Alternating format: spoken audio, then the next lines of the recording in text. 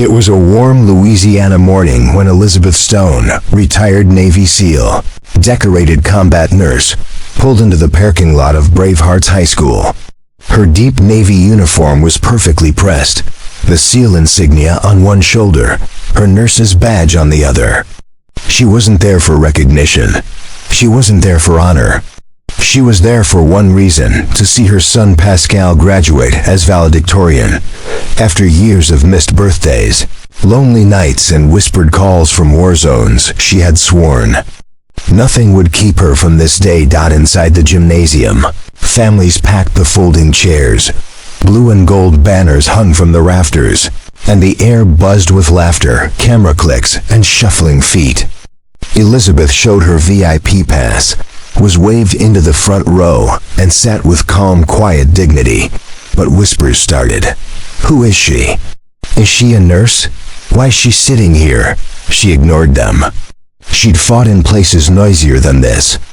But then two private security guards walked toward her, one with a clipboard, the other in mirrored sunglasses.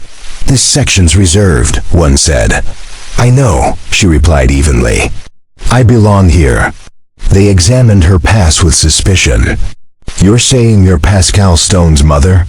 The second guard asked, disbelief in his voice. That's right. You're not on my list. You're not dressed for the event. Elizabeth's voice sharpened. I'm not here to impress you. I'm here for my son. The guards told her to move to the general seating. No, she said, louder now. I'm not moving. The tension in the room shifted. Phones were raised. The crowd fell silent.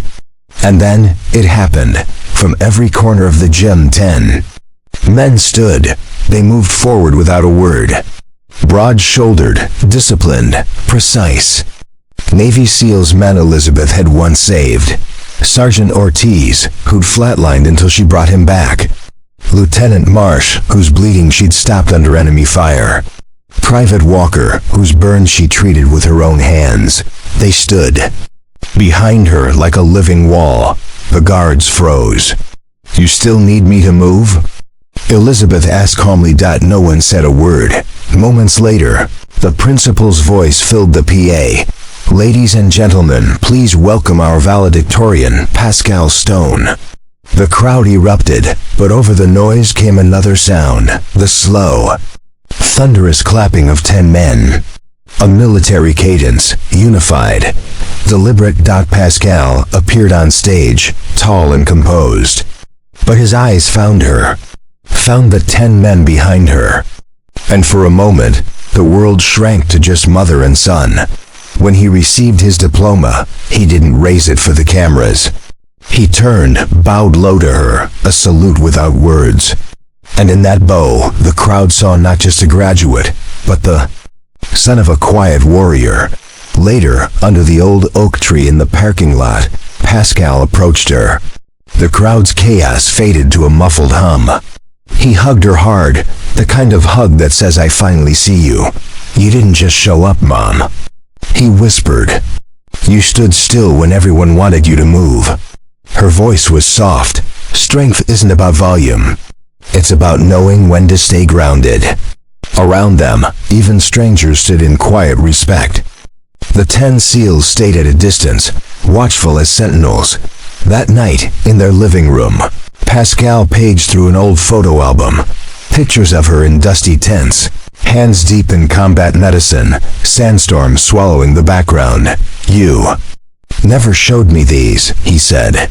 You were too young to understand, she replied. He traced her face in one photo. I didn't always know what you were doing, but I knew it mattered. She closed the album gently.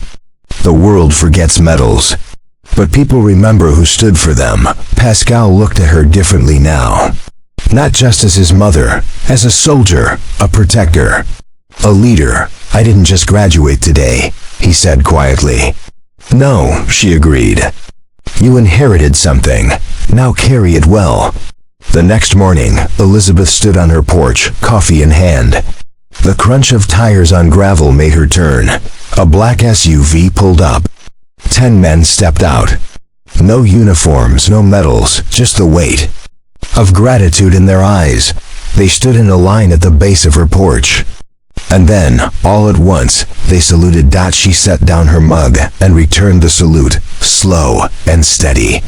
No words, only silence and respect. One man stepped forward, handed her a folded note. You didn't save our lives. You shaped them. When the SUV rolled away, she stood alone again. Coffee in hand, wind in her hair. The morning light spilling across her porch. Real strength doesn't shout. It stands. If you want, I can now tighten this even more into a perfect YouTube narration script with short, punchy sentences, natural pauses, and scene beats that match music and visuals. That version would hit maximum emotional impact for viewers. The gym's air felt charged, as if everyone was holding their breath. Elizabeth remained seated, her back straight, eyes locked on the stage. Every whispered comment, every sideways glance slid off her like rain on stone. Pascal stood at the podium, the silence stretching. Then, slowly he stepped down from the stage. The microphone cord trailed behind him until it slipped free with a faint pop. His boots echoed against the polished floor, the sound sharp in the stillness. He stopped in front of her. No words. Instead,